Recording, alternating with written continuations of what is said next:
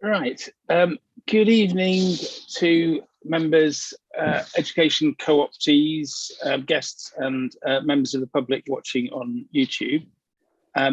Welcome to the third meeting of the Children's Mental Health, Wellbeing and Resilience Scrutiny Panel. The agenda for this meeting is on the Ealing Council website. So if you're watching as a member of the public, if you Google Ealing Democracy, you'll be able to navigate to the agenda from there.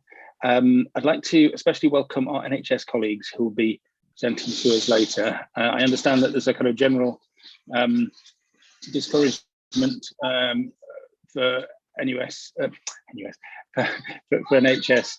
personnel to be taking part in external meetings that aren't COVID focused at the moment. So I very much thank them for making an exception in the case of this meeting. I'd just a housekeeping thing. I'd encourage people to, particularly members, to put their cameras on, particularly when we get to the question and answer phase. I think it makes it rather more interactive if we have a lot of blank screens. It's not helpful. Turning to the agenda, we begin with item 1, apologies for absence. I've received apologies from Councillor Carlo Rosardi, and from Education Co-optee Kate Roskell. Councillor Burke, you've got your hand up. Sorry, I was just waiting for you to get to declarations of interest. Oh, okay, yes. Okay, not quite there yet. Yes, so I was just going to ask if anyone knows of any other apologies. There's a couple of other councillors who are due to be here, hopefully will join us shortly, but I'm not aware of any other apologies, so no one else is. Item 3, matters to be considered in private, there are none. Item 4, declarations of interest. So Councillor Burke. Yeah, just to say that I'm a non-exec director at Hillingdon Hospital. Shouldn't be relevant, but just so that people know. It's always better to declare, that's right. Good, great. Item 5 is minutes. So we'll go through the minutes page by page. So these are the minutes of the meeting of the 28th of September. Again, sorry, Councillor Burke, you've still got your hand up from the declaration, I think. Is that right? Yeah, so go through the pages. Put your hand up if you have anything to correct. Page 1, page 2, page 3, page 4, page 5, page 6, page 7, page 8, page 9, page 10, page 11, page 12, and finally page 13. So there's nothing on the minutes. So does the panel approve the minutes as a correct record of that meeting? Yeah, sure. Great, thank you. Now we move on to item 6, CAMS, Child and Adolescent Mental Health Services. So obviously this is the meat of tonight's meeting and will be in the form of a presentation. We'll be hearing from Children's Mental Health Programme Lead Lisa Burridge and from our NHS colleagues Nia Undercat, Kaya Joshi and Johan Redilling. We'll then take questions on the whole presentation together at the end. So we'll start with Neha Undercat, who will be taking us through the introduction and section 2. Neha, please. Thanks. Thank you. And Charles is going to share some slides and present put some slides up so we can talk through them. But just to introduce myself as a start, my name is Neha Undercat. I'm the Borough Director for Ealing as part of North West London Clinical Commissioning Group. And I'm really pleased to be able to come and just introduce this work. And my colleagues, my very knowledgeable colleagues, will take you through the main content of the presentation. If you could go to the next slide, please, Charles. Thank you. So as had already been mentioned, this is a third in a series of reports for scrutinising and examining children's mental health, well-being and resilience. This report today focuses on the child and adolescent mental health services, the CAMS services, which are commissioned from West London NHS Trust, who we have on the call today, by both the council and the clinical commissioning group for various parts of the service. And you will see as we go through, there are a number of different components to the service provision. Tier 4 inpatient or highly specialised services are referenced, although West London do not directly provide these services. But it's an important part of the whole structure of CAMS.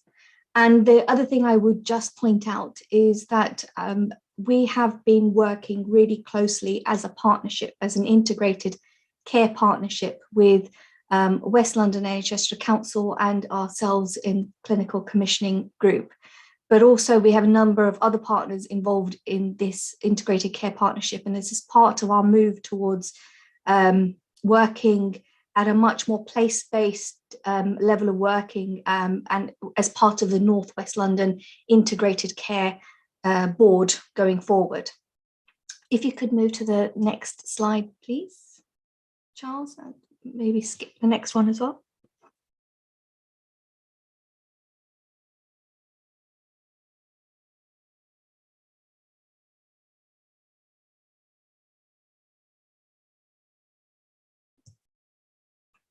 Struggling? So while you are just moving on, I will just start to explain the slide when it is shown. And apologies for my cough, just recovering from COVID, just like a lot of people, so apologies if I am coughing a bit. So the next slide, when it comes up, you will see that it basically describes the provision of care in 4 tiers of care. This is quite a traditional model of CAMS provision, an old model, and we're trying to move to a tierless model going forward. It's a very complex set of services that with a number of different names and acronyms, and I think this is one of the challenges going forward, that we need to make this simple and more straightforward for our population and our service users to understand the different parts of the service. But as you can see, it starts from a tier 1, which is a universal service for early years, and that includes general medical practice, school nursing, health visiting, etc. It moves on to tier 2, where it's more targeted support, and then tier 3, where it becomes a little bit even further targeted for people that are higher risk and so on. And then tier 4 is the very highly specialized services. And if you just go on to the next slide, if you can, Charles, just to describe what we're trying to move towards, is a new model being described. It's called the Thrive model, the iThrive model. And it's a tierless model in effect, with so it's much more straightforward for when a person enters the service, they get the care that they need from the part of the system that they need it. And that's a really important move for the future. It's going to take a lot of transformation work and time to get there, but we've definitely started on that journey between us as a partnership, and that's one of our ambitions as a partnership going forward. I'm going to hand over now. I think it's Kaya, is it, that you're taking over next? No, it's Lisa. Lisa. It's Sorry. Lisa. Yes, it's Lisa Burridge doing doing section 3. Yeah, is it possible to have the slides bigger? Because we've got we changed from one view to another, but we've still got the slides aren't full screen. So just in between presenters, is it possible for Charles to? Okay, well that's how you had it. Well, that's how you had it to start with, which is well, okay. Well, that's bigger. That's bigger than the other view. So stick to that.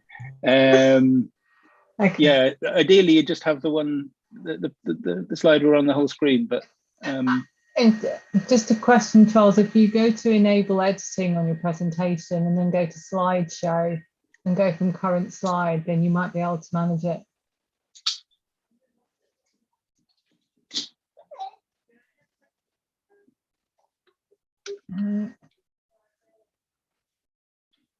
Oh, oh dear. that didn't work. All right, I think maybe we'll keep it in this view, because it is almost, it's struggling. it's trying to send it to PowerPoint to edit now, isn't it? There we go. That might work. Yeah, okay. I guess you can do slideshow in this, can't you? Yeah.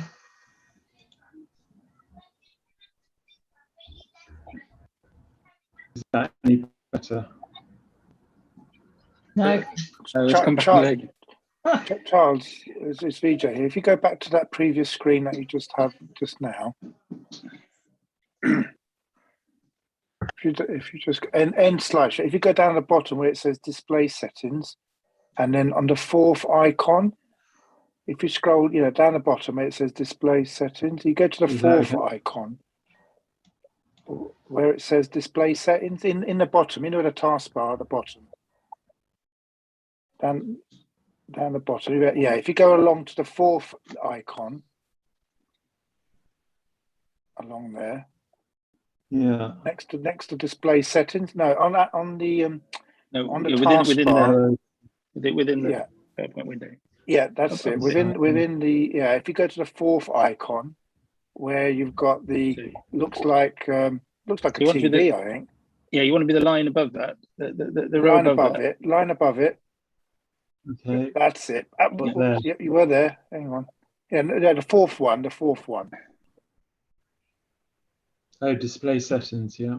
Yeah, if you go to the fourth one, a fourth one of those icons. Yeah, I think you pressed the wrong one again. Yeah, if you go to the display settings one, yeah. Yeah, you go to the fourth one. No, the fourth icon along that taskbar. Just keep going towards your right. Yeah, that's it. Keep going. Not that one. Keep going to the fourth one.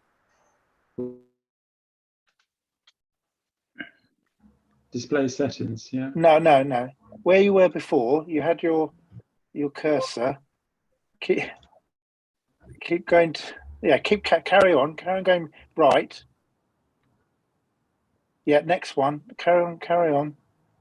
Almost there. No, not that one. Carry on. Yeah. Just carry on. Keep going right to the end. You'll get there in the end. One more. That's it. Press that one there. That's it. And then close your keyboard. Better? You've got close that keyboard.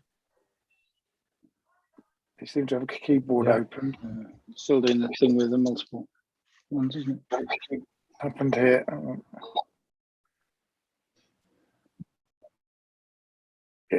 Right, so you're on the fourth. You're on the wrong. And now back to slideshow, yeah. Yeah, just go to slideshow down the bottom.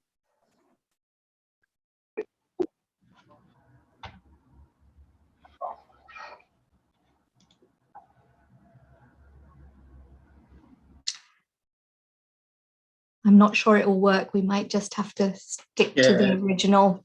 Yeah, that's right. Yeah, it would take a lot of time. If we can get it back to just the view it had where it was the one we were talking about was quite big, and then there were some small ones at the side. That's probably I think let's stick with this, because I think it's good enough. Okay, stick with it. Yes, sorry about that. I shouldn't have attempted to change it. Right, so it's Lisa with section 3. Okay, so so I'm Lisa Burridge. I'm the Children's Mental Health Programme Lead for London Borough of Ealing. So just to talk about the services that the council, alongside the Clinical Commissioning Group Commission from West London. So if we go to the slide 7, so we have a number of services that support some of our more vulnerable young people and families. So one of the largest services is SAFE. So this is an integrated service. And from a CAMS perspective, there is a CAMS component comprising of sort of psychologists, nurses, family therapists, cognitive behavioural therapists, and children wellbeing practitioners. So it's quite a skill mixed team, and they're sort of delivering both assessment and interventions to young people with mild to moderate mental health problems. Next slide. Okay, so go on to slide 8. We also have a series of clinical psychologists who work in a model known as Brighter Futures, and they work part of a series of teams looking after children with more sort of complex needs. So the psychologists essentially work alongside the teams, and they offer support within the social care teams, as well as offering some sort of consultation and some direct work with parents, families, and children themselves. Next slide, please. Okay. So we also have an intensive short breaks therapeutic service, and again, it's staffed by clinical psychologists and assistant psychologists, and this is really about trying to prevent an unnecessary residential care so that young people with learning disabilities can actually stay with their families. This is well researched and works extremely well, and I think Ealing has won an award for this in the past. So currently, over the sort of last 12 years, we've worked with sort of 47 children or young people that meet the right criteria, and only 6 of them have gone into residential placements, which makes such a big impact on our families. Next slide. And then we've got the CAMS learning disability team. So essentially, this is just a specialist provision. So we have 6 special needs schools within the borough, and so the team work more closely within those schools, and there are clinical psychologists in specifically in Springhallow, Mandeville and Bellevue. And then the last one for this section. So we also have again, it's a team staffed by predominantly clinical psychologists based at the Ealing Primary Centre in Greenford, and they offer 2 services. There was an outreach service, which is really for children who are at risk of exclusion, predominantly in primary schools, and where they're offering assessment and intervention plus some additional support to schools. And this is either done in schools or within the centre itself. And then there is also a clinical psychology service, and this is a service that's offered to schools. It's a sort of buyback service, so schools can choose to have as part of their team a clinical psychologist who'll work up to a day a week with both the staff, parents, families, provide training and additional consultation, working alongside the educational psychologists. So I think that's me. So I'm handing over to Kaya for the next section. Hiya, so I'm Kaya Joshi. I'm the Associate Director of Operations for the CAM services provided through West London NHS Trust. I'm going to talk to you all briefly about the Tier 3 services that we provide through West London for Ealing, and these are commissioned via a block contract arrangement with Ealing CCG. So the majority of these services are based at our main CAMS base at Armstrong Way in Ealing. And the way these services are accessed is via a referral process, and there is a single point of access involved in screening and managing these referrals. The criteria for referral are to have an Ealing GP, registered with an Ealing GP, and there are certain mental health thresholds that would be met in terms of the assessment and treatment criteria for those being referred. So I'm just going to talk to you briefly about the different teams that we have providing these services. And the teams are broadly divided up by the area of specialism and what they support in terms of the referrals. So our first team is the Children and Families team. This sees young people from 0 to 13 years old. and really just for moderate to severe mental health issues, including anxiety, depression, obsessive compulsive disorder, emotional dysregulation, and suicide risk. It's a multidisciplinary team, so it's professionals from different backgrounds coming together to work together to support the children, young people and families referred, and that's the same with all our Tier 3 services in terms of multidisciplinary teams. The next team is our adolescent unit. Thank you, Charles. Adolescent team service, apologies. This service sees children aged 14 to 18, the converse of the child and family team ultimately. They also see things like anxiety, depression, suicide risk, self-harm, but also PTSD. This team is also involved with the Trust's All Age, which is a 14 to 45 age pathway for the early intervention of psychosis. So this team provides input into that All Age service, which is run by our adult colleagues within the Trust. The next team is specialised neurodevelopmental services. So this is a specialist team that sees children aged 6 to 17 years old. And neurodevelopmental services you will possibly more commonly know as autism spectrum disorders, attention deficit hyperactivity disorder, and also tic disorders, for example, Tourette's syndrome. This team does not see those who present with a learning disability, however, or those who attend a special school. There's another team that see those, and I'll come on to that in a moment. The referral criteria ultimately is mental health comorbidities with this, so we don't just do the neurodevelopmental, we also treat and assess the mental health condition that is associated with the neurodevelopmental issue. Our next slide then is the learning disability service. So this is the service that basically works with those that the neurodevelopmental team ultimately sometimes doesn't. What they do is they work with those who have a learning disability and also those who attend Ealing Local Authority special schools, so Spring Hallow, Bellevue, St Anne's, Castlebar, Mandeville and John Chiltern. So the referral criteria is a learning disability or global developmental delay or complex physical difficulties that have mental health difficulties as well as significant behaviour issues. Finally, then we have a 3-borough eating disorder service. So this service is actually based at Armstrong Way with our Ealing campsite, but it provides services to Hammersmith and Fulham and Hounslow as well. So this service is for those young people 0 to 18 years old who suffer from eating disorders, anorexia nervosa, bulimia nervosa, and binge eating disorders, and also the associated treatment for those conditions. Yes, that's Tier 3 services in a nutshell, and I now hand over to Johan.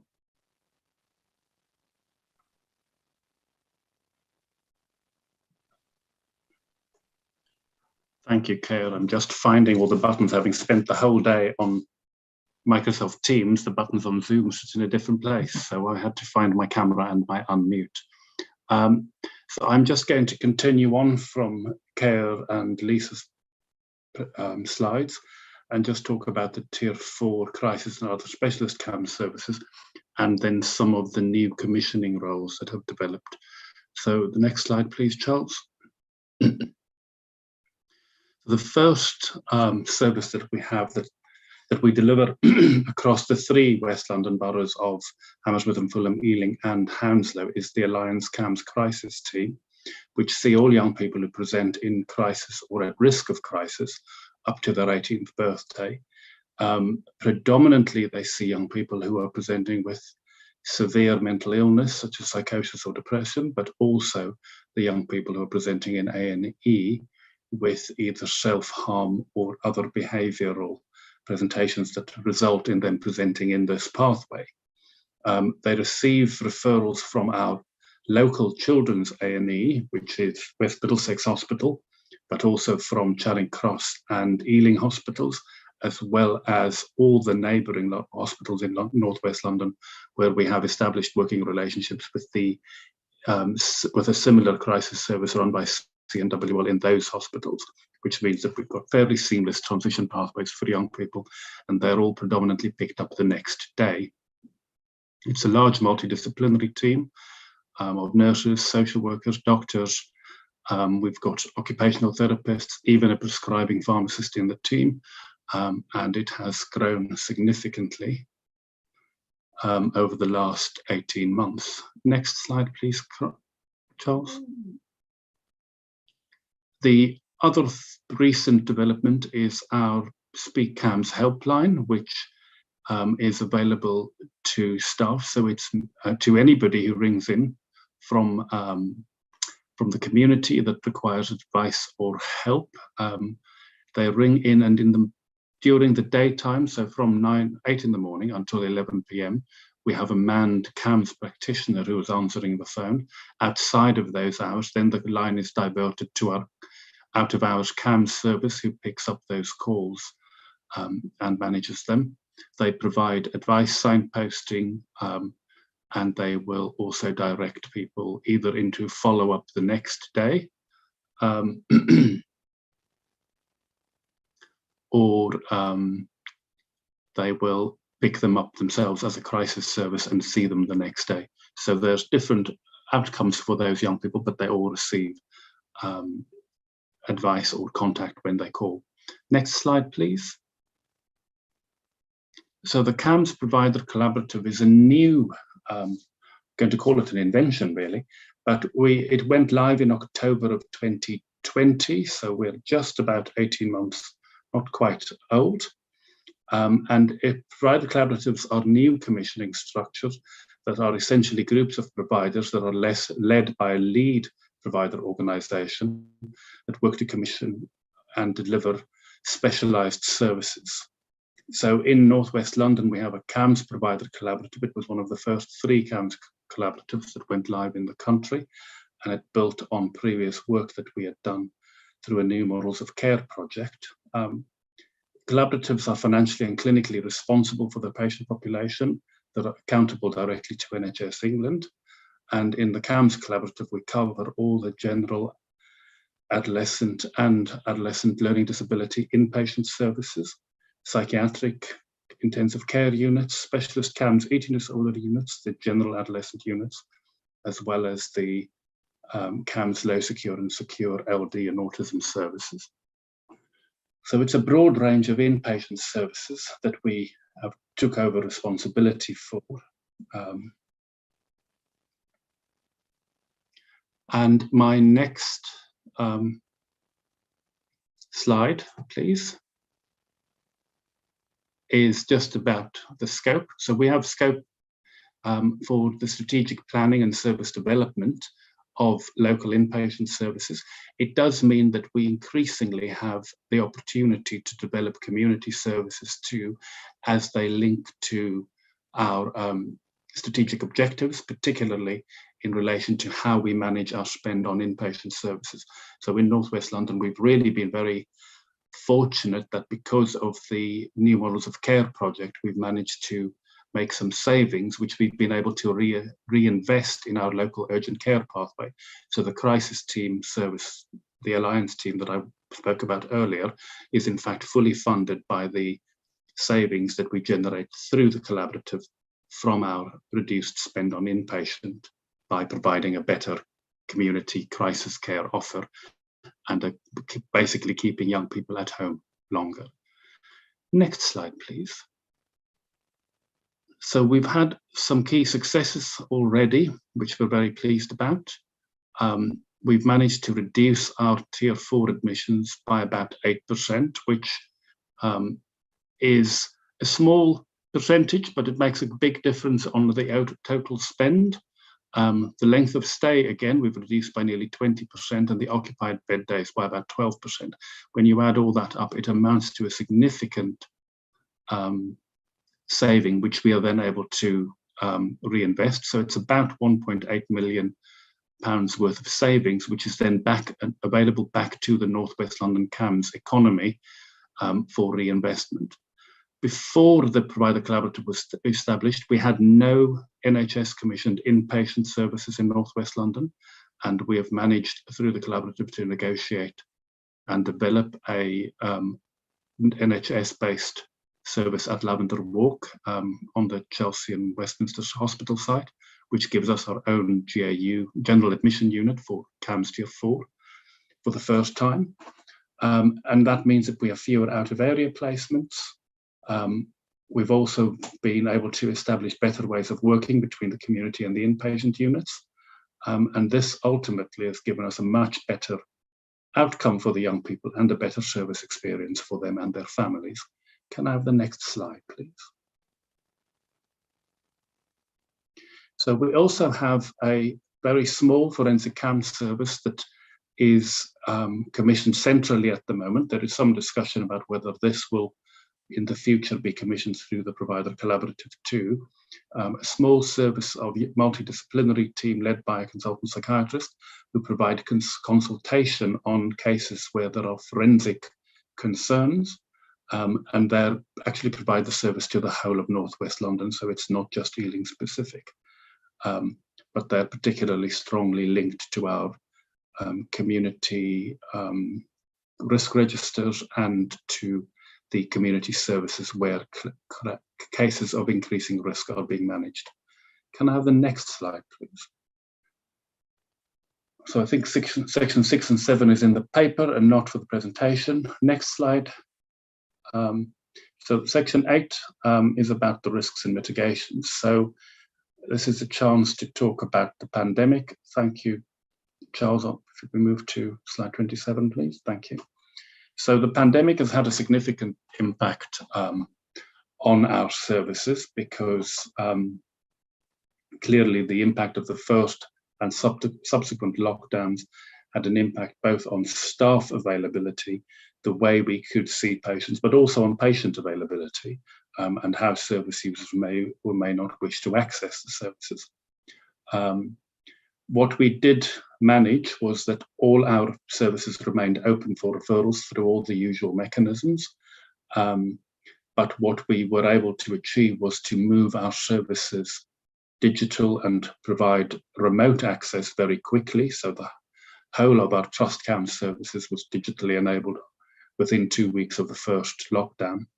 That meant that we were in effect able to maintain our service continuity for the most part.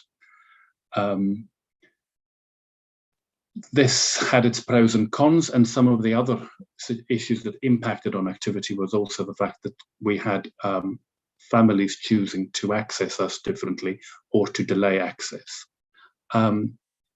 We also gave staff the opportunity to increase their hours in order to provide more service, and we at one stage had to redeploy services, some teams into our urgent care pathway to make sure that we maintained that more pressing part of the service while we experienced significant pressure there. This was, I think, partly also a consequence of the impact for children and young people of the changes in support services across the board. So young people were less able, when they weren't able to go to school, social care had their own challenges in maintaining their support. So a lot of the young people who were in receipt of a range of supports found that that was contracted, and a number of these young people we found presented in the urgent care pathway with rather complex needs. And of course, the A&Es were the least favourable place to receive them at the time of the height of the pandemic because of the risks due to the pandemic. One of the things that we did as a collaborative was we established a North West London sector-wide escalation process that continues to meet twice a week, which pulls together the acute sector, both mental health providers and local authority stakeholders, to review all the cases that are stuck or at risk of being stuck in the paediatric or acute care system. That has clearly been able to demonstrate how we've managed through the young people that need admission much more effectively, but the young people who don't need admission, but who may be presenting with other needs, particularly social care needs, we're much clearer about how those needs are identified and then resourced through links with local authorities. It has also helped our acute colleagues to be to be clearer about what the young people's needs and requirements are, and to play their role in supporting these young people in these unusual circumstances. Next slide, please, Charles. In terms of the impact on our own activity, I think in the first year we had very little change in the total number, but clearly of referrals to CAMS, but very clearly they cycled through in tandem with the impact of the pandemic. So during the height of the lockdowns, we saw a reduction in referral activity, but immediately after we had significant catch-up referrals. In the second year of the pandemic, we think, we're waiting to see, because we're not quite there at the end of the year yet, but we think we're going to see a significant increase in activity overall, with the stored up impact of the pandemic on children's mental health becoming much more clear. What we have seen is that we've got a significant impact on our neurodevelopmental pathways, because autism assessments in particular can't be completed because we can't do face-to-face contact yet, and a lot of these assessments require that the patient is able to see the clinician's face and the clinician can see the patient's face, and of course they have to be in less than socially distanced circumstances in order to conduct these assessments. Although we've been able to do some of that digitally, it's not completely possible, and so there is a knock-on impact on those young people waiting for assessments. The amount of telephone and remote sessions for parents and families have increased. We also developed group offers for parents and for young people, which are all conducted remotely or through, just like we're doing this meeting tonight. But we've noticed an increase in the acuity and in complexity, particularly the amount of LEAPs and CTRs, which are the meetings that are required for young people with neurodevelopmental or learning disabilities when they're at risk of admission or presenting in crisis. Face-to-face activity continues to be limited by the number of appointments that we have possible on site, given that the social distancing arrangements remain in place in the health system. I've already mentioned how the remote offer is limited in some pathways. And we also saw in the early parts of the first lockdown some limitations on the way we managed medication whilst services reorganized, but I think that has since been completely mitigated. So if we just go to the next slide, you can see the overall referral activity over the course of the last nearly 2 years now, and you can see the curve is gradually going up in both our tier 2 non-specialist and tier 3 specialist referral rates, with, I think, particularly the tier 2 increase reflecting the slightly different manifestation of the impact of the pandemic, with children presenting with needs that have been magnified by it. What we're seeing in our specialist services is that the acuity and complexity is definitely on the increase. Can I have the next slide, please?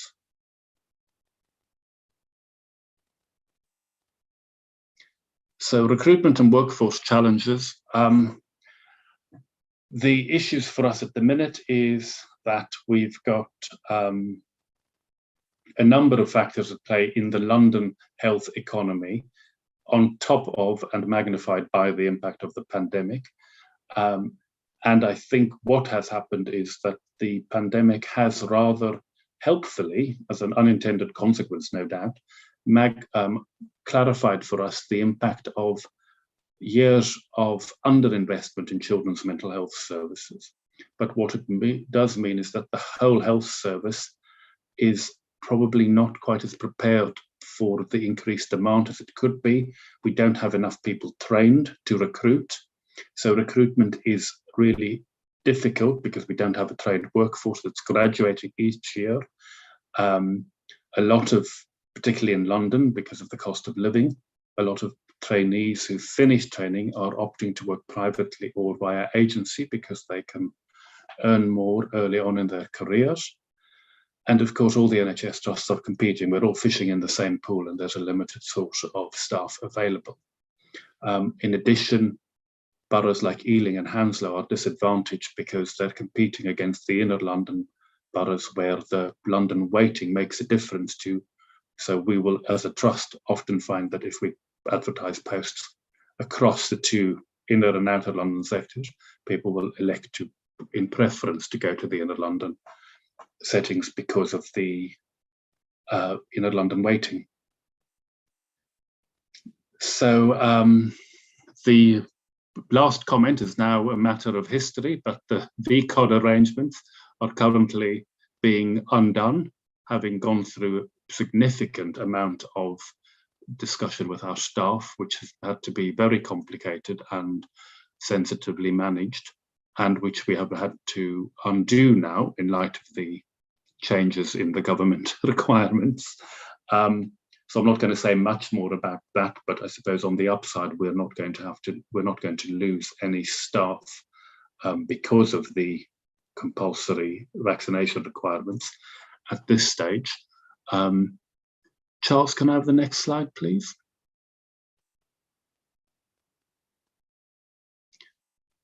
We've also got a number of initiatives in place to try and maximise our recruitment potential.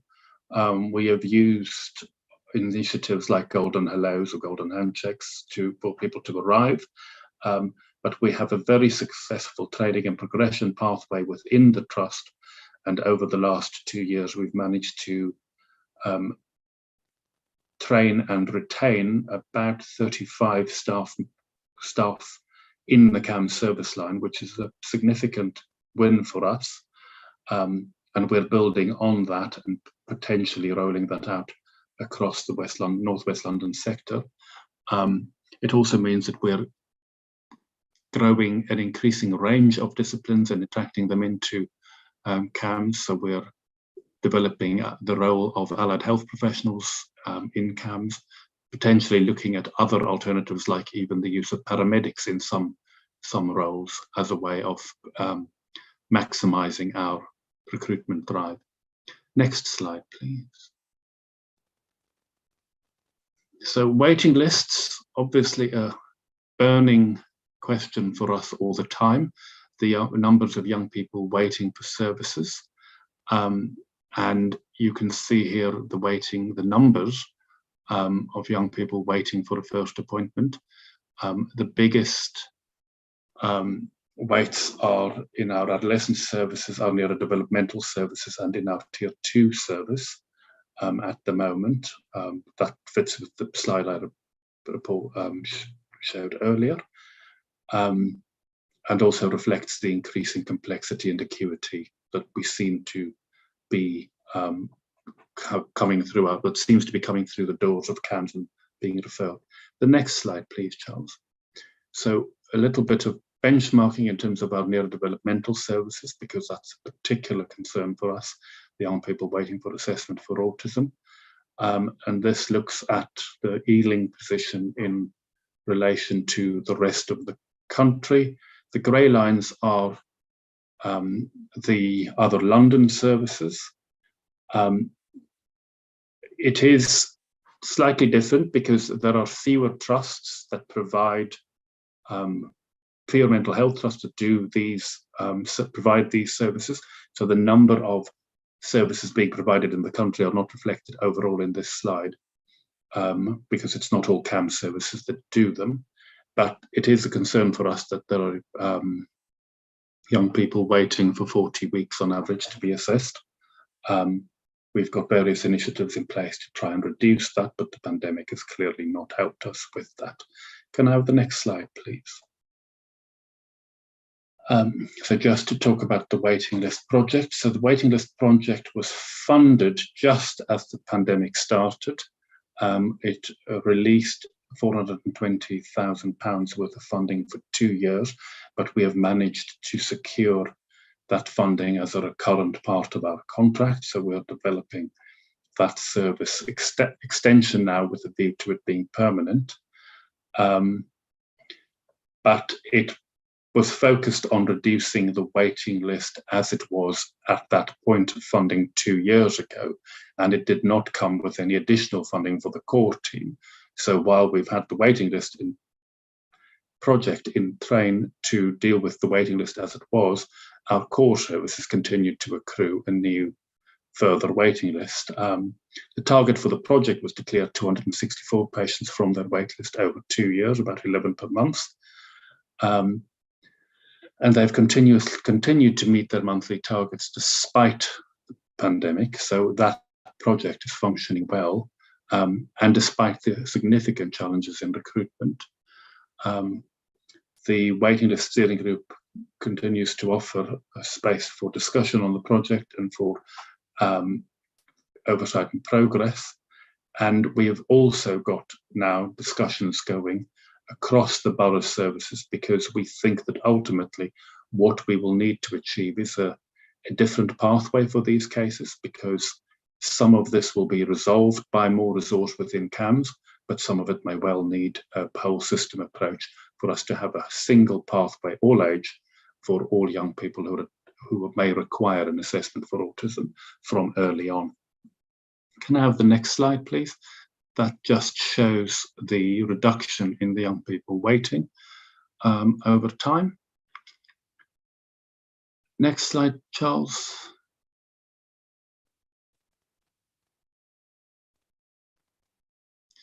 The core team continues to work for the neurodevelopmental services alongside the waiting list project.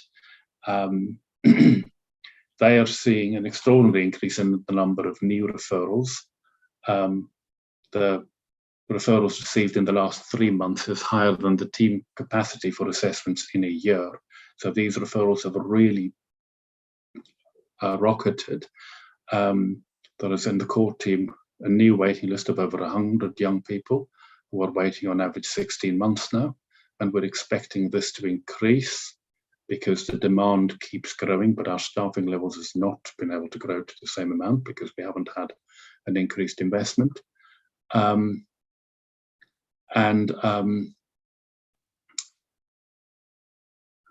Until there isn't additional resource, I think this is going to continue to be a challenge. We're waiting to see what we can do with the 2022-23 LTP allocations, but it will also depend on what the requirements or the strings attached to that funding and what the restrictions or admissions are that we're priorities that we have to focus those funding when it arrives. And we've had no indication as yet when it arrives, how much it will be, or what those priorities might have to be. The next slide, Charles. So again, the second slide shows the increase in the waiting times, and it also, the first slide shows you the caseload growing exponentially, and as the number of referrals have grown over the last year. Thank you. Next slide, please, Charles. So in terms of the mitigations, I've already talked about the fact that we're working on developing an all-age autism pathway. In the meantime, we're auditing the quality of referrals sent to the trust to allow for recommendations and system change. The mental health in schools teams have an additional expanded service, which is new, which will be focused entirely on young people with suspected or confirmed autism diagnoses to try and support some of the front-end work and divert young people out of the pathway. The development of psychoeducation workshops by these mental health in schools teams and Safe CAMS will all shortly work alongside COOTH to help with increasing mitigation and to increase capacity for the support work. We've also developed a central point of access for the referral to all of Ealing Children's Services.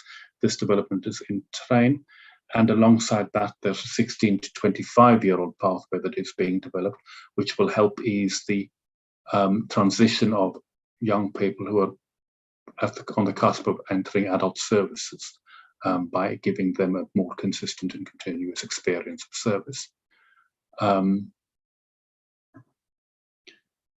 So we have also because of our recruitment difficulties, we've had some underspend, and we've been able to extend the contract for the contract for Contact Ealing, which is an additional waiting list project for 21-22, into the next year to help with some of the support work around these assessments. The next slide, please.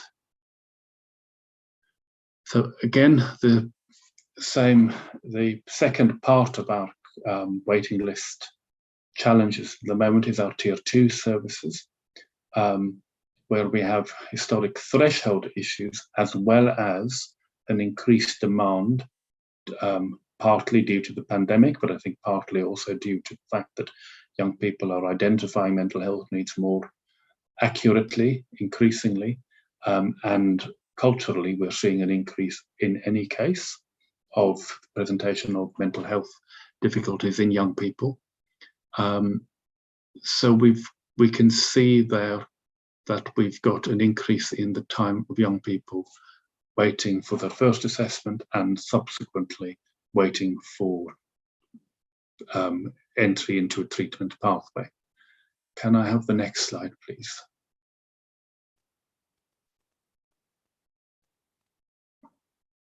So we have a waiting list project in SAFE 2. The project was split into 2 parts, and both parts were run in parallel, but one was to develop an additional fixed term team to assess, treat and discharge home those children that are identified as requiring more intensive help. And that service, we are now in the middle of plans to transition that into the core Tier 3 services. The Part 2 services, the Part 2 of the plan is to allow the existing to develop a new service delivery model which focuses more on short-term early interventions, which we aim to develop throughput more so that we can reduce some of those young people waiting, and give them a much quicker, much more effective experience and service. We have funded additional practitioners with our current underspend to support the transformation, but the ongoing recruitment difficulties has also meant that we've been delayed in managing to recruit to those posts in order to undertake the work. And I can't emphasize how difficult it is in the current market to recruit. Next slide, please, Charles.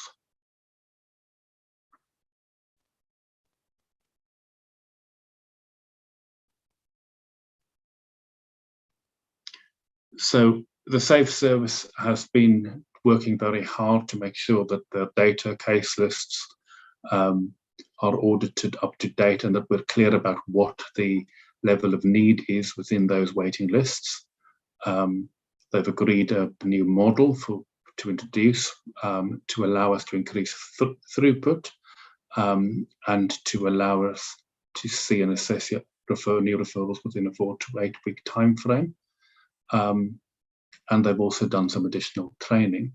The current implementation of the model remains difficult, and work is ongoing to help staff increase their capacity to help to begin this transformation process. And it's only once we start that we're going to really be able to see what the impact is. The issue of the high intensity cases I've already mentioned, they're about to transition into the Tier 3 services, and we're just finalising the transition project plan because there are some complexities around moving those cases and the clinicians and migrating them into a different service. The next slide is something that has become increasingly apparent is the impact of a learning disability diagnostic service. So there's no formal commissioned diagnostic service within Ealing for children suspected of having a learning disability, So clinicians across various services have been undertaking these assessments within need, but because of the impact of the pandemic on capacity and services needing to be restructured and to focus on the things they've been commissioned for, this is not sustainable. And again, we're doing some work between the different providers to try and resolve this gap in service provision. The next slide, please, Charles.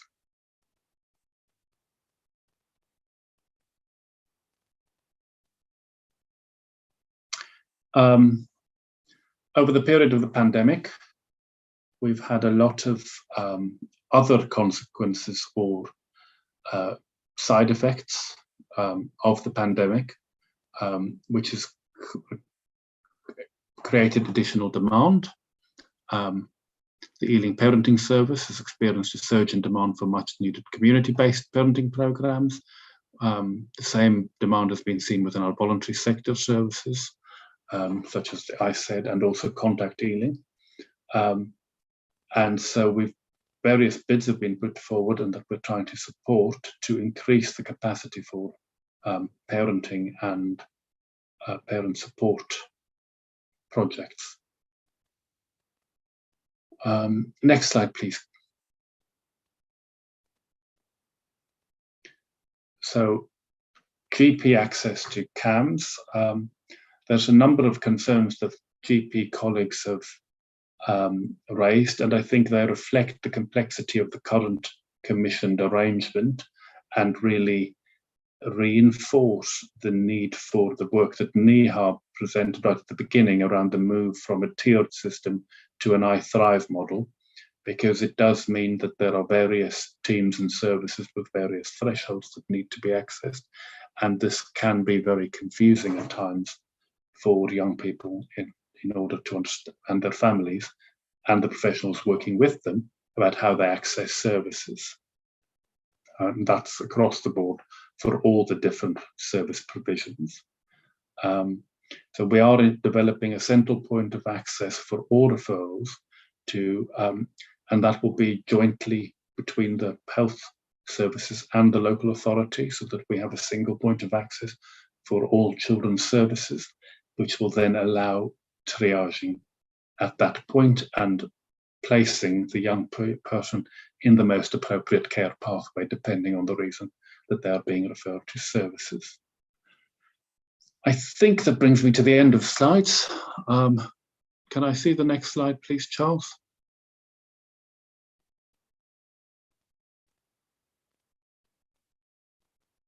No, I still have one more section, which is really just about the approaches to diversity. And I think this slide is a really positive slide in that what we can see compared to other organisations, and particularly organisations in London, that we have a very significant mix of young people from a BAME background on our caseloads. There is a continued drive to make sure that we are accessible to the full breadth of diversity in our local communities. Ealing is a community, as you all know, that is very diverse. And we've got a new project which we will be developing, which will be about us making links with particular community resources and developing specific links with community resources that will allow us to bridge CAMS into communities from BAME backgrounds much more directly. And we're hoping to implement that project over the course of the next year. It has got very significant support from our Trust Chief Exec and from London NHS as a trial. So I think that finally brings me to the end of the slides. Charles, if I can see the last slide, I'm sure there will be questions and comments for all of us. Yes, the last section, I think we haven't been able to secure somebody. That's right. Yes, so thanks very much. Yeah, we're going to open up to questions. While people are thinking about questions and putting their hands up, if I can start out on one. So this is really for Johan because it came into in that section. I mean, obviously, one of the I suppose the main thing actually in this whole area that gets raised with us as counsellors is in terms of waiting lists. I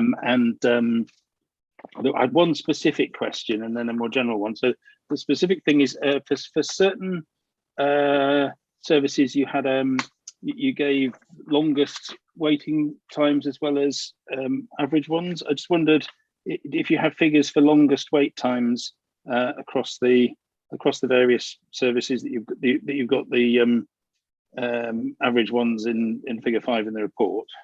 I mean, you probably won't have that off the top of your head, but either kind of an anecdotal idea of what the longest ones are, or so I think get back to the data later. Yeah. The waiting lists for our general specialist CAM services is actually most young people are assessed within 11 weeks. There's no waiting lists for assessment beyond that. In some parts of the service, they then have a bit of a wait to access treatment, but generally, most young people at the moment are seen within 16 weeks. The exceptions are the neurodevelopmental services, where the wait currently, depending on how you slice this, is between 2 and 4 years, depending on what you look at, which is obviously a significant concern for us. And all I can say from the perspective of the professionals who are managing those services is they are working at full capacity all the time. Clearly, a young person waiting for an assessment for that long is problematic. But as I said earlier, I think it's a problem because it reflects chronic underinvestment over a long period. And that's something that we're going to have to resolve, and it's not going to be resolved as easily as we would like it, partly because of the recruitment difficulties and the workforce deficits. Well, that's right. We've kind of gone to, yeah, the more general question was going to be, you know, you've gone through a number of waiting list reduction strategies, but is there anything else that's not being done at the moment that could be done other than throwing lots of money out, and even that isn't the magic answer because of the recruitment problem? So that's the work. Just to say, it's the work on the all-age pathway will mean that a lot of these young people might have different screening earlier on. So we're particularly thinking around the educational psychology offer and the speech and language offer, which will help identify young people. Because one of the really difficult outcomes is you might wait that long for an assessment to find you don't have a diagnosis. So if we can stream and screen off and steer people out of the pathway early on, appropriately, obviously, we don't want anybody to not have a service that they need. But if they don't have to wait, then actually there's a benefit because they don't wait and they don't stop other people from waiting either. I see. Yes, Lisa, I think you wanted to come in on this, didn't you? Yeah, just really to comment around here too. I think from all the auditing and data and everything that we've been doing to support the transformation project, I mean, some of the children have been waiting up to 70 weeks, which is the sort of the maximum time, which is an issue. But I think the other two things I wanted to say is, you know, as a partnership, and I think that's something that Nehal was talking about earlier on at the beginning. You know, we've all agreed, we're all signed up, and we're going to put together a sort of central point of access. And we know, just looking at the models across the country, and those specifically the ones in North London, that does have a massive impact on wait times, because it's about how we do it in a much more coordinated way. Now, obviously, we also know that we've only just started to do that work, and we are going to have an additional post funded to allow us to do that work based within CAMS. But it is going to take sort of 12 to 18 months. And I think we're all signed up to that. And we appreciate there's going to be lots of intricacies and difficulties.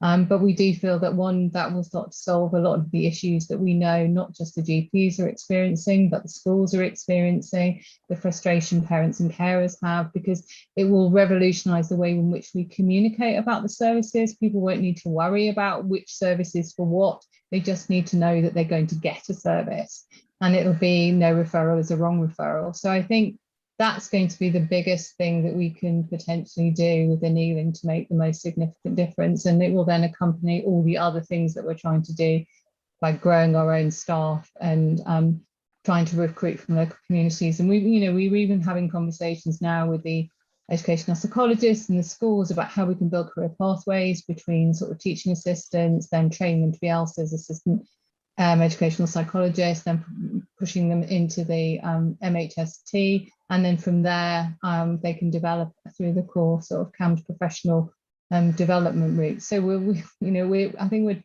trying to cover all avenues in order to do this in the most successful and time critical manner. Thank you, Lisa. Yeah, Councillor Mohan had a question. Thank you, Chair. Neha in the beginning rightly mentioned that it's a very complex set of services.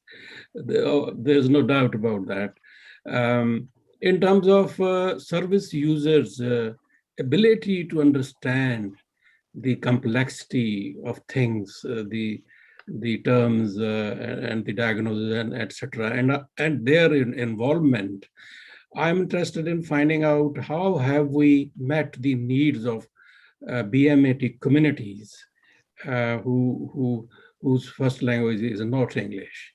So that's one. The other is there was a mention about language helpline, Speedcams.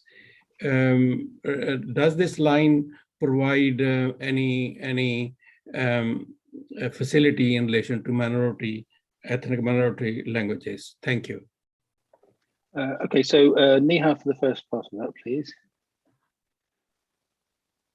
I think that was just a reflection of how complex the whole landscape is and how many acronyms we actually use in the health and care system. And when I first started to get more involved in these pathways at the beginning of last year, it took me ages to just understand what was going on. And I still learn something every single day about the service and the different parts of the service provision. So I think it's a real challenge about how we make it more accessible and easier to navigate for all of our patients. And that's whatever cultural background you have and whatever needs you are. I think this is really complex. So I think the ambition of the partnership to try and make this more streamlined and come together and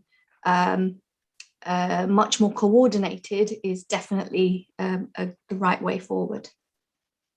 Thank you. Right, and who wants to pick up the point on the whether the phone services have any language support? So the phone service doesn't have specific language support, but what we do have is access to language line. So if somebody does ring, then we can redirect the call and manage it through language line if we need translation support. I have to say, one of the benefits of our crisis team in particular is it's a very diverse workforce. So that does help us engage with our community much better. Okay, thank you. Right, Councillor Burke had a question. Yeah, sorry, just a couple of very different questions. The first one is just you referred to, I think it was you, Lisa, you referred to about thinking about with waiting lists, but also with other services, how you think about roles. And I just wondered what activity you're engaged with local universities, FE colleges, etc., in terms of thinking medium term about this, because obviously it's not a problem that's going to go away, and how, and waiting for educational psychologists, you're talking 5-7 years down the line. So whether there were thoughts about different kinds of roles and how they might be used. And then a very, very different question is, obviously with my experience in terms of working in the acute sector, there's still a massive challenge, and I appreciate how short you are of staff, about children being admitted through A&E and with quite acute mental health problems alongside their physical problems, and really how the acute trust can best work with you about that, because again, it's another problem that's not going away. Okay, Lisa, on the first part of that, please. So we've been having lots of conversations with universities, and we've been doing that sort of centrally, sort of across London, but also individually with our sort of local universities, looking at opportunities for role development. So I think that's an ever ongoing sort of discussion. There are, we have from a regional level, we've been looking at how we develop different routes in including apprenticeships into things like the mental health support team. So again, it's about building pathways. We're very sort of passionate, and there is a commitment across the partnership to start to look at how we can work from in terms of recruiting local communities. And that's one of the things when I was saying about teaching assistants. Our teaching assistants are very reflective of our diverse workforce, therefore they have a lot of different languages, and therefore they are a really good resource to start building those pathways. And that's the sort of piece of work we started to do. Certainly we've been using our Wellbeing to Return education recovery monies to start some of that work. And to build the knowledge base of those practitioners at school level, so that we can start to think about this in when we start to have that dialogue in terms of workforce moving forward. And also, I mean, myself and Kaya work extensively looking at how we can best develop the roles to meet the needs of our local community. So I think we've done a huge amount of work on that as well. But again, that does involve lots and lots of conversations with the universities. So it's something that's all part of the plan. It's just like everything else, it takes time, unfortunately. Councillor Burke's other question was about admissions through A&E. I can take that one. Yeah, great. So I mentioned the escalation process. So we call the meeting the CAMS Pediatric Integrated Flow Meeting, and we have that twice a week, Mondays and Friday afternoons, and all the acute sector hospitals across Northwest London are represented there, alongside the two mental health providers, and we review all the children in the acute system and agree what the escalation processes might be, the support while they're there, and the pathways out. What we have just seen is that actually in Northwest London, what we're the best at in all London is the conversion of A&E presentations back into the community. So we seem to be putting fewer young people on the paediatrics ward than anywhere else in London. And what we are also seeing is that an increasing proportion of those young people that are in effect stuck in particularly the paediatrics wards are the young people that are presenting with the behavioural consequences of social crisis. And so there is something about how we leverage our other care provider partners who are not necessarily available at quite the same level as social care to help with those supports. That's a fairly complicated process, but we're working on it, and we're also in relatively advanced discussions to provide, alongside our local authority colleagues, to develop a new unit which will, if it all goes ahead, will be based in Wembley, and which will be able to take the young people who are stuck on paediatric wards but need a social care placement where the placement can't be found or sourced quickly enough. So they'll go there with input from our crisis and community services, whilst the local authority makes the arrangements for whatever the appropriate placement needs are that young person has, so that we can see if we can, and that's going to be funded entirely by health, even though it's a social care delivered or social care led provision, as a way of relieving the pressure on the acute sector. So I hope that answers your question.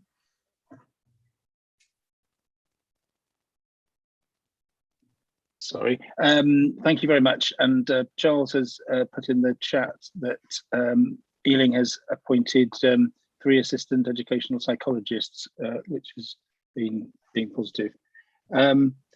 Yeah, so there's a question from Marianne Eisen, please. Thanks. Thank you. It's very interesting. And I think my question, I think Lisa started to answer it, But I just wondered, with these young people that present to you from the mainstream schools, do you or can you involve their schools in any way when they come into the CAMS system, or do you work entirely independently of their schools? So there's a couple of layers to that question. So increasingly our schools all have mental health in schools teams. So what we're hoping, but of course the last 2 years have distorted the school offer and by consequence the mental health in schools teams offer. So that should really be an increasing resource for the schools to draw on and to help resolve some of those problems, ideally early on in the school setting. All the young people that are referred to CAMS, we do consider what their school provision activity life is like, where possible, where we have the permission to and where it's necessary, we will liaise with the schools, because particularly for some young people where school integration or reintegration is a problem, we have to work with the schools to manage that. Sometimes the schools have to take advice from us on needs that we've identified over the course of the CAMS work that might mean the school provision needs to change. And that can be anything from kind of minor changes to the classroom setting to actual full-on SEND plans. And of course, schools often are part of the delivery of some of the treatment plans because they may be operationalizing some of the behavior changes that we're working on, children with anxiety problems where these manifest in the schools. So we do work with the schools where appropriate and possible. I do think the last 2 years have been very different to what we would normally work like. And I suppose the other thing to say is that a lot of appointments, contacts, staff go to schools, or now that we have remote appointments, increasingly what we see is that schools are making rooms available and young people go into the room where they then access their CAMS appointment from school, but remotely. And that actually has created an interesting new efficiency for us because it means the young person doesn't have to leave school. It's more efficient in that way. They still get their appointment, and actually the mum can also dial in from home if necessary. So there's a whole new way of working that's emerged, which will involve the school environment in a different way. Thank you. And Lisa wanted to add something, I think. Yeah, I think it was just to say in terms of the mental health support teams, I mean, we have had a slight delay in the rollout, but the idea is that by end of June, every state-funded non-specialist school will have somebody from the mental health support team there. And what we're really trying to work, and we've been doing lots and lots of work despite the pandemic, in sort of educating schools around how the MHST can work with them to promote a whole school offer, but also in terms of using them as a resource when we're thinking about the most appropriate route for referrals and allowing them to do that signposting, which obviously will then have a knock-on effect to the impact when we're thinking about waiting lists. I think the other things that, there's lots of other work going on in schools. So we work very, very closely with all our voluntary sector counselling providers. And I think there's only, off the top of my head, I think there's only something like 14 schools now that don't have some kind of counselling support service within them. So there's quite a network of voluntary sector counselling providers, and we work with all of them.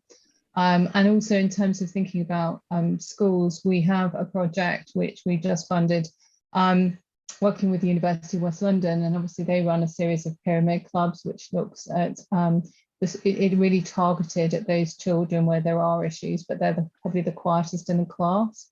And that project has been very well received by our schools. And the key thing about that, it's not just about working with the university and having trained third-year psychology students working with schools. It's important that the schools are an integral part of that. So there is a key training element so that this becomes sustainable. So we are doing lots of work with schools, and of course that changes their view in the way in which they can impact what's happening at school level. So there's lots of different projects that we are closely looking at. We're involved in the Your Choice programme, and at the moment we're focused on the Youth Justice Service. And obviously a key part of that is where they are at school, is making sure that they are a part of that programme. But also once we sort of roll that out, so in phase 2, we're going to be working with our alternative provision secondary school, and that will focus on training people within that school in CBT tools and techniques. So there's lots of innovative things happening. It's a bit like a jigsaw, and I think we're all working on bits of that jigsaw, but we have the overview, and it's about how we then knit that all together so it becomes one seamless service. Thank you. Thanks. Yeah, I know my vice chair wants to come in, but can I just ask another question which relates to the area of services within schools? So Lisa, you mentioned the CLIPS service, and I think you said it's only in 9 schools at the moment. But that's the, yeah, I guess that's one of many services. So CLIPS, so the rest of them get it from other providers, yeah. Yeah, so we have and we have sort of a collective. So we have representation from all of our providers. So we've got Place to Be, we've got Ealing Counselling, Schools Partnership. We have Here for You from Metanoia. We have Connected, which was the Catholics Children's Society. We have social workers in schools. We have our health improvement team that offers support in schools. So it's a networked, and in some schools. And that's the next piece of work for us in terms of looking at how we can make best use of resources and efficiencies across schools is, you know, in some high schools, we've got up to 5 or 6 different organisations working in one school. So really, the thing that having done our stakeholder analysis, the schools are really keen on is working on how we can provide some sort of flow charts and support. So we're going to have a project specifically focused on that next year so that we can start to guide schools, and schools can train other schools in how we use those services better. And obviously the mental health support teams will be a key part of that. Great, thank you. Yeah, so Councillor Woodruff, can you ask your question, please? Yeah, thank you. Well, I've got one fairly small question and one larger question. I'll just say the smaller question first. I think on tier 3, I think it was suggested that in order to be referred, you had to have an Ealing GP to do it. Concerns me if you're on on the boundaries of the ward, on the borough. It's possible you might live in Ealing, but your GP might be in, I don't know, Hounslow, Hammersmith, Brent, or something, and does that mean you're basically stuffed? That's the small question. But I think the larger question, I mean, I'm very impressed, but there's a huge amount of information, lots of stuff, lots going on. And like all the report, I mean, this whole scrutiny committee, we've had sort of really comprehensive reports, lots of information, quite impressive. I think my sort of slight, and I think, you know, it'd be useful at the end, there'll be a report with the information in. I kind of feel there ought to be some archive on the website so that it can be looked at in future, because I think there's so much that we need to know and look back on. But I think my thing is that it's slightly, we're top looking down a bit, aren't we? And I think one of the reasons maybe we've got this report is that this committee at all is that this kind of anecdotal stuff comes up.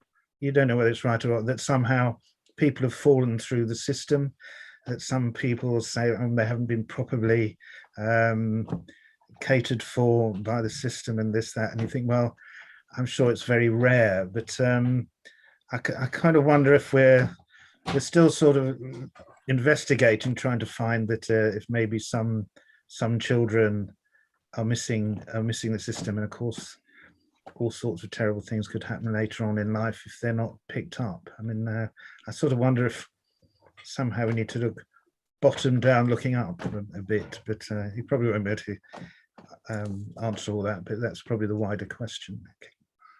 So first question, I think I couldn't help but look at my screen and look at care, because that is one of the biggest pains in our life, is the GP situation. So adult services are commissioned by residents. Yeah. For some reason in London, children's services are commissioned by GP postcode. And that makes for all sorts of complexities. Now, by and large, we have a good relationship with our neighbouring Northwest London provider, and we resolve these things with the speed dial to our equivalents in CNWL. If it's between Hounslow, Hammersmith and Fulham and Ealing, actually we resolve it as a provider because it's the same provider.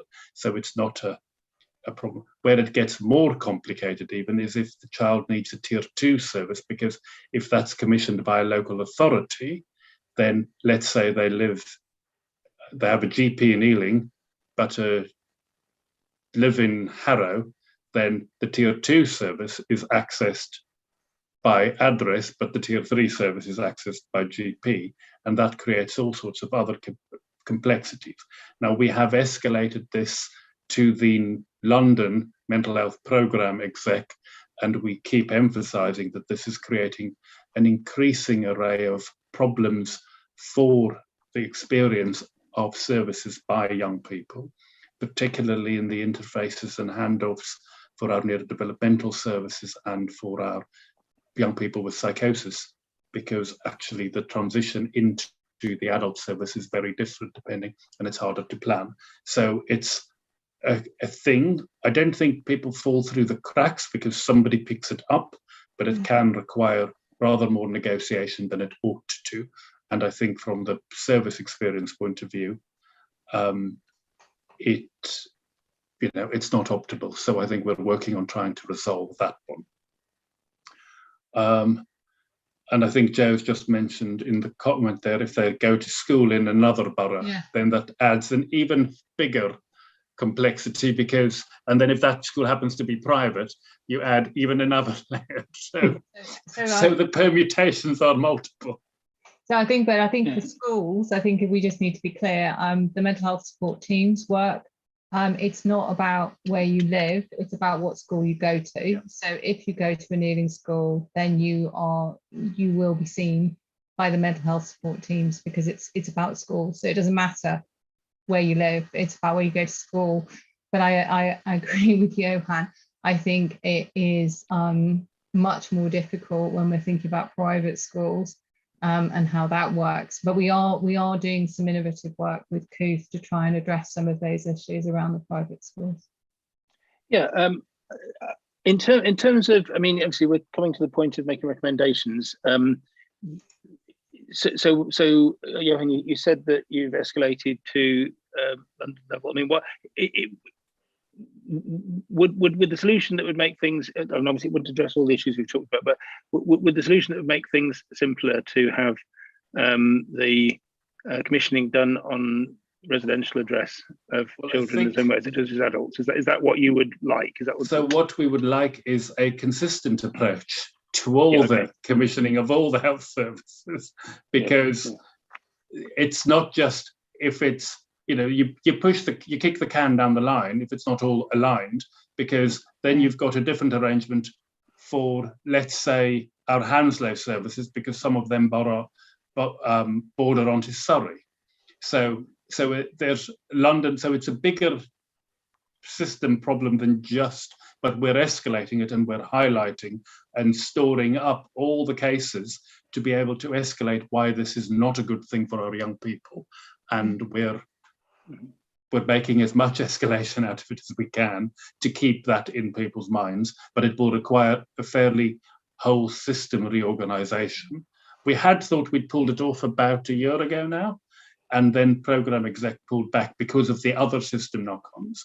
And I think, we accepted that, but we're back there trying to highlight it, because increasingly particularly as we develop the 16 to 25-year-old services, because actually they are meant to provide a consistent service, but actually you're now creating a service, but you've got a barrier built into it. So you have to have the commissioning changed. Yeah, I mean, so it's I don't know if other members of the committee agree, but it sounds to me like there could be a recommendation that the Ealing Council, adds to those representations to try and, to try and get that consistency.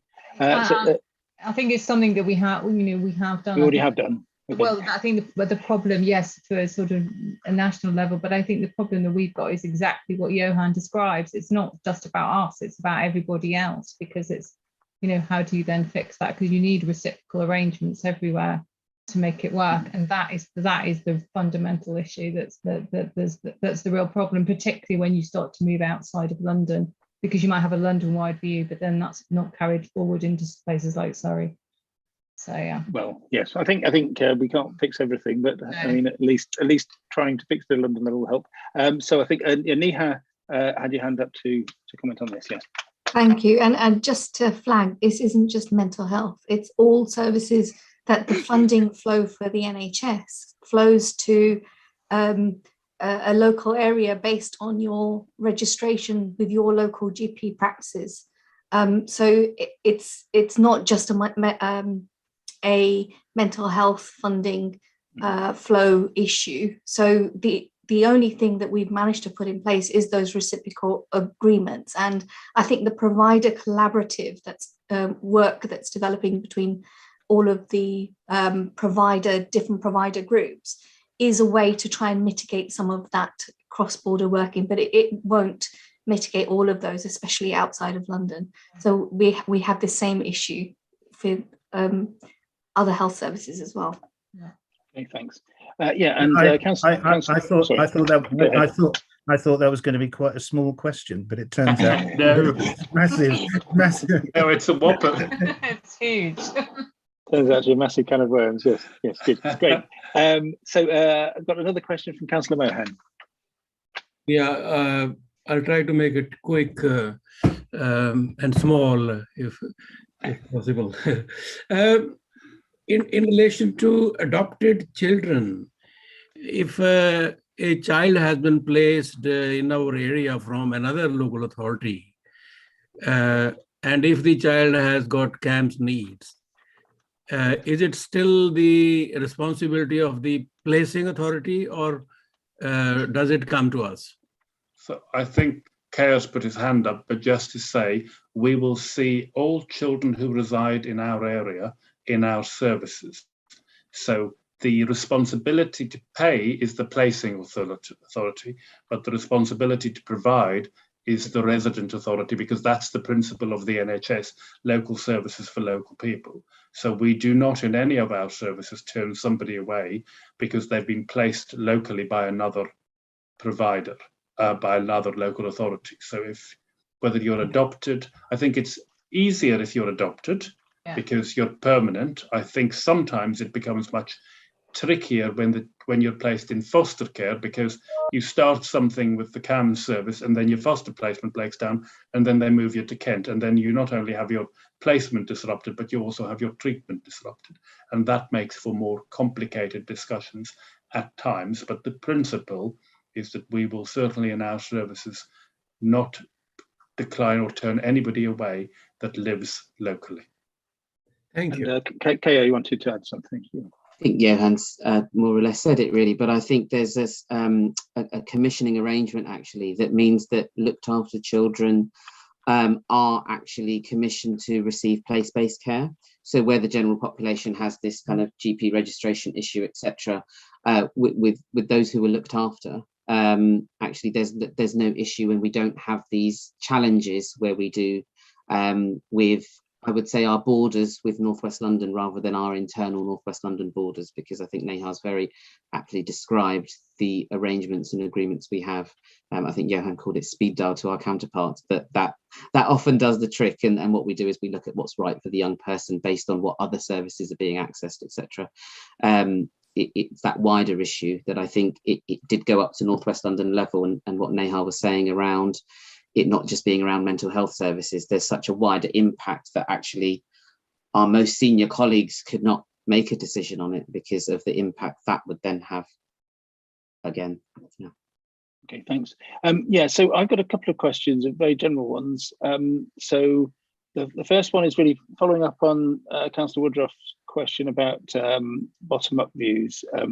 We're trying to get some representatives of parents or service users, but that's not been possible. But I just wondered, what are the most common, I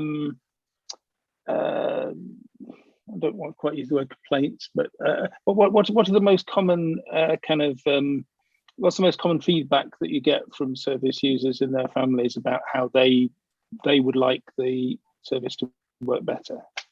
So I think the feedback, Lisa, in terms of the specialist services, the common, once they've got a service, actually the feedback generally is good. Yeah. The feedback about services is often very complimentary and positive. I think the most common complaint and care, you deal with a lot of these coming through the door, doing you and Sarika, but it's usually about waiting times, or increasingly it's about those bits of commissioned gap.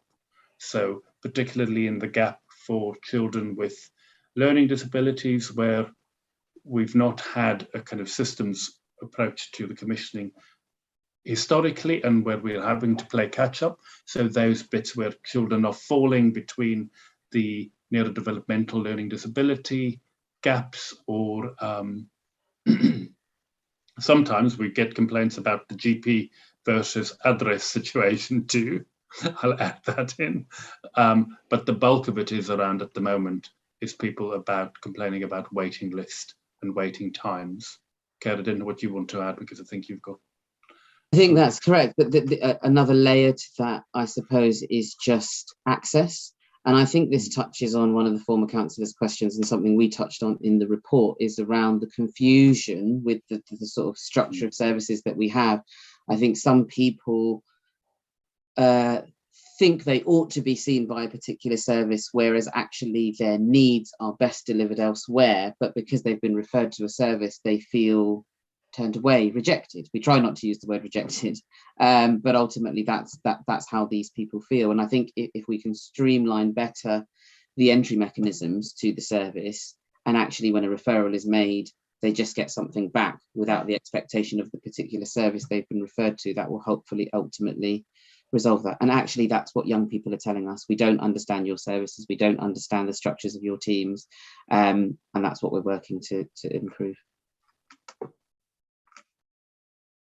Mute again. Yeah, thank you, Lisa. You had something. Yeah, I mean, I think we said this right at the beginning, that obviously we commissioned University of West London to do a complete stakeholder analysis for us, looking at their perceptions as they see it, and that report has gone to our wider group. And the agreement was that we were reviewing that. So after next week, we'll be able to widely circulate that with all the recommendations and the action plan. But I think it just, it reiterates lots of the things that have been raised here.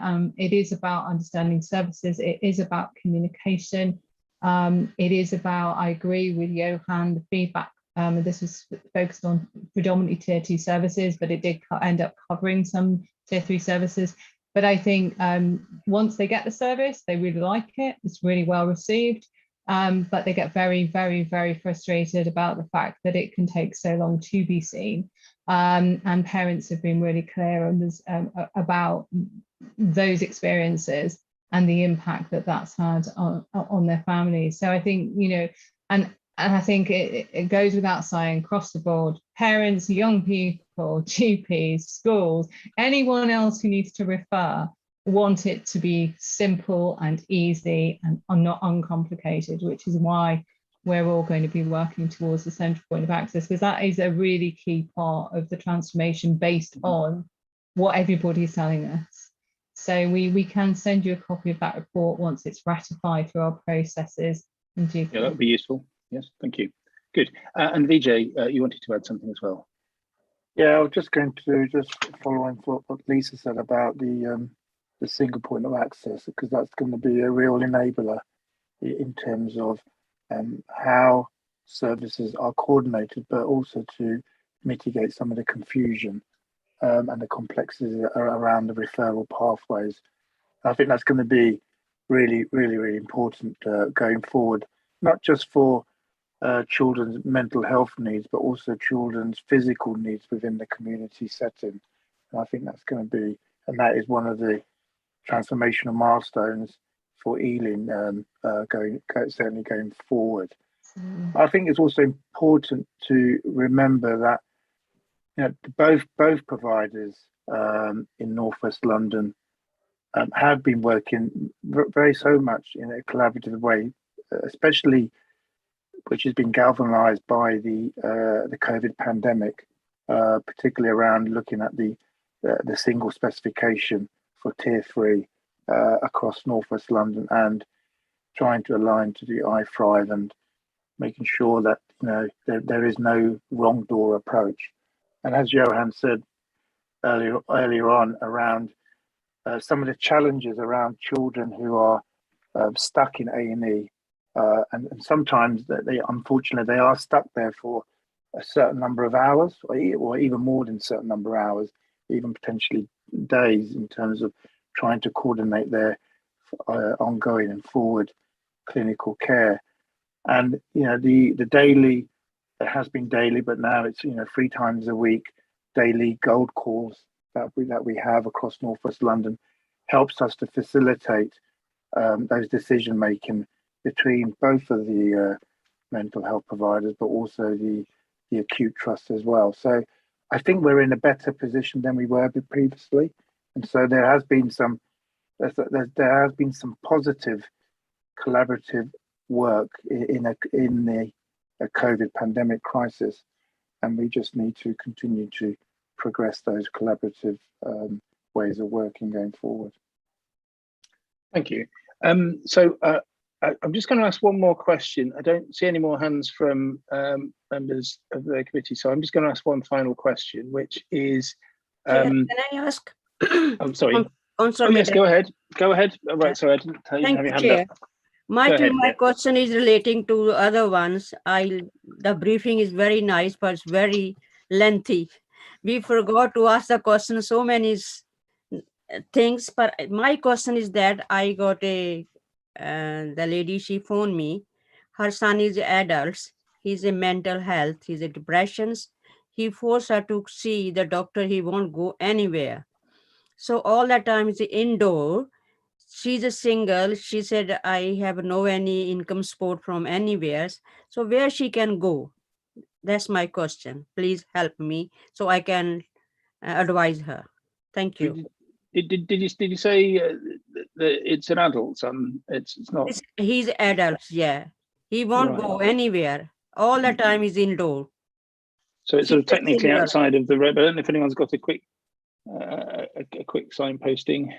Well, he can be referred to our community assessment teams who provide an outreach service. So they will assess him if he's got mental health difficulties.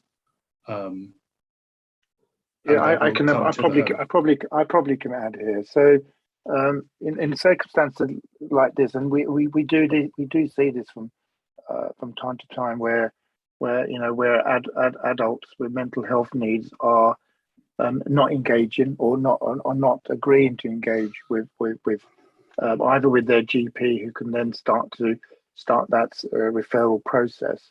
And so what I would suggest is that if you advise the mother to actually make contact with the adult single point of access to get initial advice. Number, please? Yeah, we can provide those telephone numbers for you. Can you repeat it? I can write down. Yeah, we'll be able to get that. I can't. Unfortunately, I don't keep. It's okay. It's all right. Numbers in my head. No problem. But we will provide you that. Yeah, if we can provide that information offline, they will then be able to give you some advice in terms of how his son is able to engage with the adult mental health services, where there is issues about his non-compliance to engage. Thank you. I mean, we're straying outside the remit of the committee rather. Kaya, did you want to add anything very briefly? Thank you, Chair. Thank you. Just very quickly to say that the telephone number that we provided in the presentation is actually the all-age single point of access number. And when you call it, it's dial 1 for adults, dial 2 for children. So this would just be dialing 1. So that number's for everyone. Yeah. Well, that's perfect. That's perfect. Great. Good. Okay. Yeah. So I was saying I just have one final question, which is really for all the NHS partners.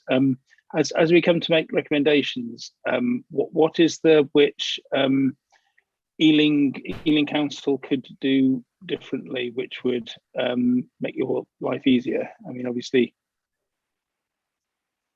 we've talked about funding issues before. So if we're thinking, outside of that, what can you think of? Can you think of something that we as a committee could recommend to cabinet as being a change that Ealing could make that would be helpful for you. Neha, had your hand up first? Yeah, I don't think it's so much of a change, but that backing for that partnership way of working and us all working to try and improve the outcomes for patients and invest where we collectively agree is the best place to invest in to get the best outcomes and value for money for all of the services that we both commission. So it is really joined up. So I think just, having heard today, you've heard how complex it all is.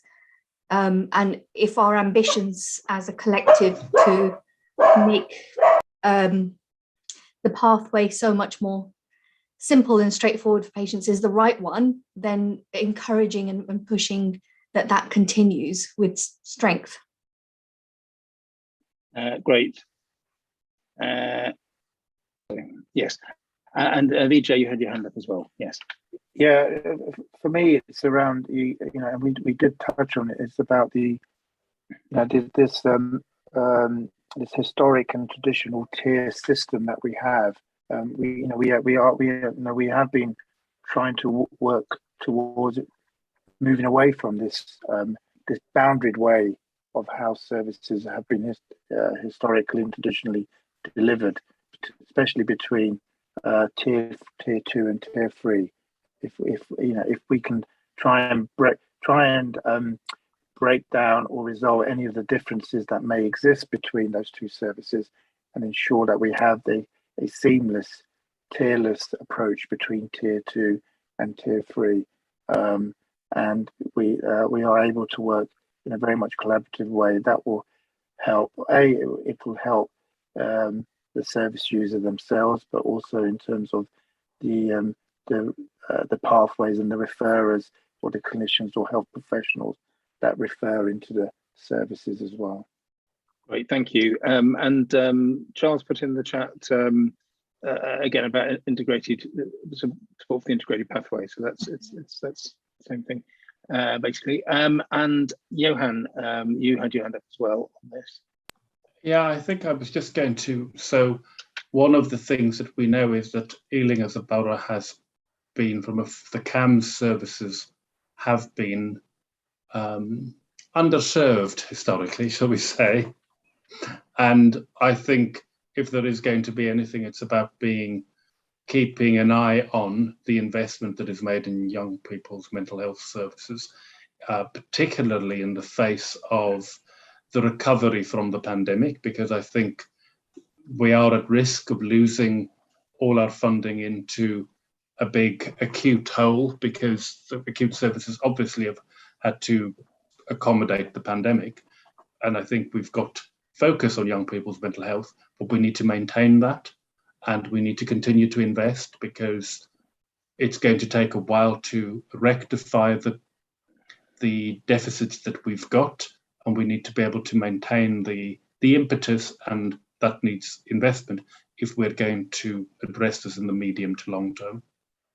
So that's my only thought, which is really, can you keep your eye on the ball of the money?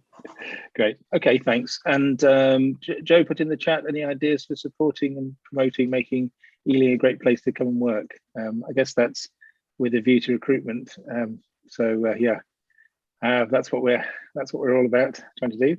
Yeah, Councillor Woodruff, you had another question, I think.